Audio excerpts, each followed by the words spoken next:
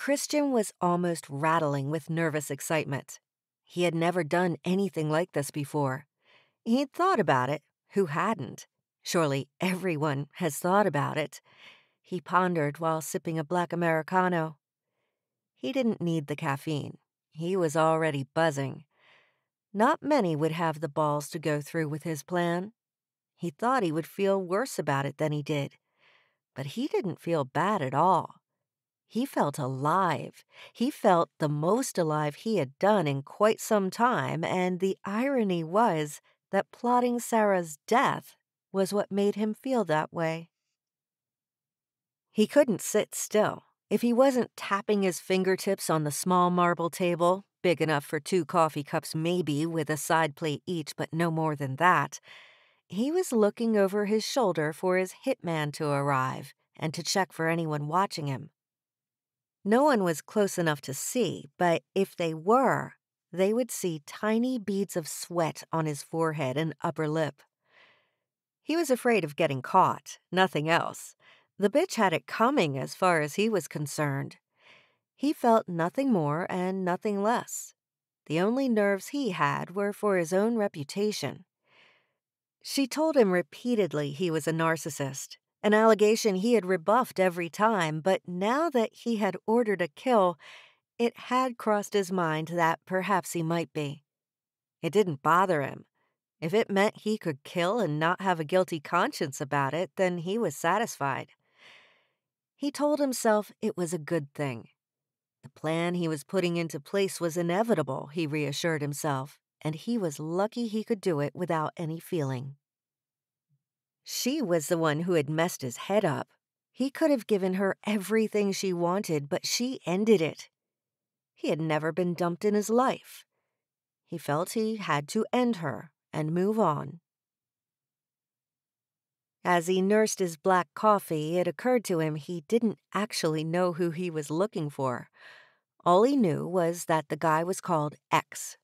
The meeting and death plot had been much easier to arrange than he would have thought had it been something he had been planning for a long time. After another full-blown argument with Sara, he had left the office and gone for drinks with some of his business contacts. They drank neat whiskey and smoked some cigars that one of them had brought back from his latest business trip with his mistress. They all had mistresses. They all seemed to think they deserved one. Their wives were well kept, but after children and years of marriage, they had gone off sex. As far as the men were concerned, the wives never wanted for anything, so why should they? The only difference was not one of them knew Christian had one. Sara. They all thought he was the good boy of the group. They assumed he was on the spectrum somewhere due to his obsession with work and nothing else. They had tried to buy him a dance in many strip clubs and told him the girls would do anything he wanted. But he always laughed it off and told them he was happily married. If only they knew what I was doing now. I would be the baddest motherfucker out of all of them. But this is when keeping your mouth shut pays off. No one knows. No one will know. He smiled at this thought as he took another sip of his coffee.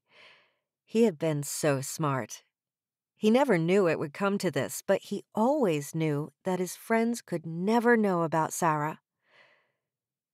He watched the clock tick, and as he looked up into the glass ceiling of the bustling cafe in London's Royal Exchange, he started to feel faint. He undid his top shirt button and loosened his tie. He was nervous, but he was excited. I bet all killers feel like this.